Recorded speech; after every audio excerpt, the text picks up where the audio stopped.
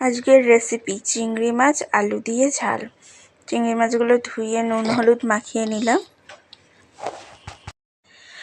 কড়াই তেল গরম করে নিয়ে এবার চিংড়ি মাছগুলো আস্তে আস্তে ছেড়ে দেবো। চিংড়ি মাছগুলো ভাজা ভাজা হয়ে যাবে, একটু লাল লাল করে ভেজে নেবো। তারপরে তাতে আলু, পেঁয়াজ আর রসুন, আলুগুলো এবার লাল লাল করে ভেজে নিয়ে এবার একে একে পেঁয়াজ কুচি আর রসুন থেঁতো করে রসুনটা দিয়ে দেবো।